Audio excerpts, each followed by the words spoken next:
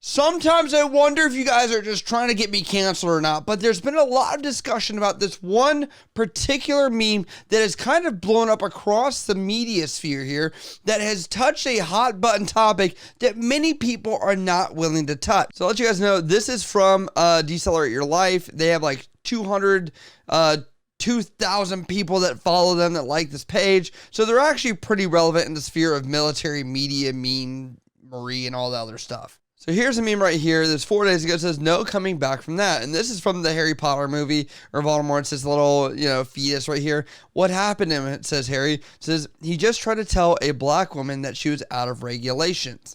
What they're referring to from this meme is kind of saying that this guy, Harry Potter, tried to correct somebody that was a black female about the regulations that are required by the U.S. Navy in order to be within standards, and essentially was just killed or desecrated into this little fetus being here, as pretty much he had no backing and was destroyed by, I guess, the mob or whoever, this imaginary beast is. But this really brings out a weird culture war type thing that's happening within the military that never really has been discussed about. And I think it's something that is resonating here in the comments that no one's willing to really talk about. So here you say, an issue that truly spans all ranks and commands, which I would not agree with. I think I've seen this sentiment in various places as well. I don't know how I end up here, but I'm glad I got to see all the coverts in here. Just further confirms a lot of racial issues in the ranks.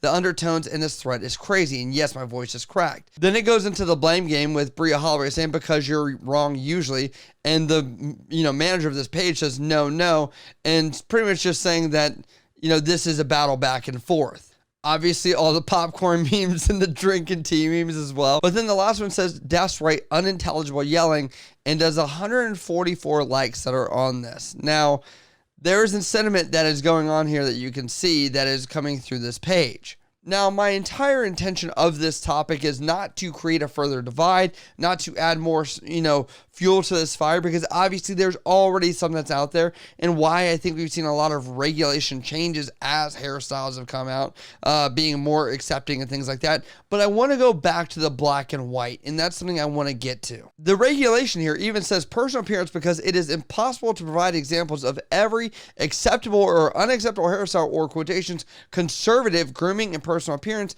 the good judgment of leaders at all levels, is key to enforcement of Navy grooming policy. Therefore, hair/grooming personal appearance while in uniform shall present a neat professional military appearance.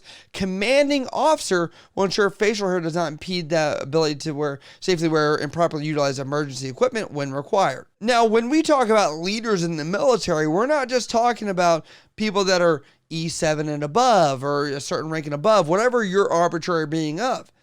We could actually say E1, a leader, a person from the very bottom, is up there to hold the standard because they've left boot camp. They know the standard just like everybody else should. But because a lot of people, for some reason, forget that, we're going to cover a little bit of those basics. I'm going to talk about my personal experience with this. Now, you could read the men one here as well. There's women. But I'm going to go down to, because this is specifically talking about black women specifically, and I feel like hair length and, this more generalized stuff is not what they're referring to.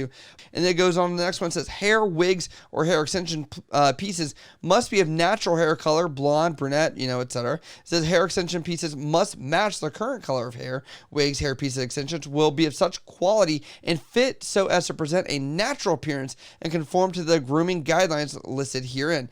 Tints and highlights will result in natural hair colors and be similar to the current base color of the hair. It says very short length hairstyles will not exceed 2 inches in bulk and 4 inches in length anywhere on the head, which is similar to men.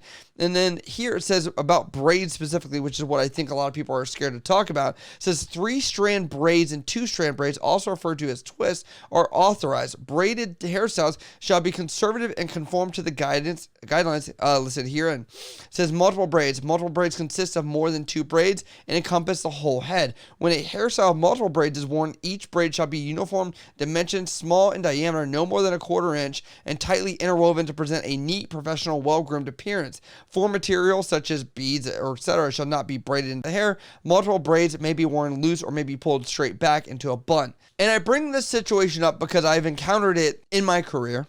And there was a situation where there was a person of a different ethnicity than I am that had hair cut or hairstyles that were out of regulations. And I corrected that. And during the debrief, or I would say aftermath of that, I was informed I should have maybe had somebody of the same ethnicity correct this person about it. Now, mind you, there was nobody in my work center supervisory area that could have corrected this person that was of that same ethnicity. But then, it got me really troubled because I said to myself, Nick, you hold this certain rank, you hold this certain level of authority, and that really, per this, has no bearing or reference. Every leader has a responsibility to maintain this standard in a fair and equal way. Now, if I was harassing this person, I would understand that being the case. And obviously, whoever's doing this should not harass this person either. And if you ever feel that way, you can take it up to your commanding officer, per what this says. But every leader should not have to live in any fear of repercussion as long as they are following the black and white of what this is. It is not about picking somebody and, trying to do something to pick on them. If that's the case, obviously there's a whole other path for that of equal opportunity. But no leader should live in fear of enforcing regulations.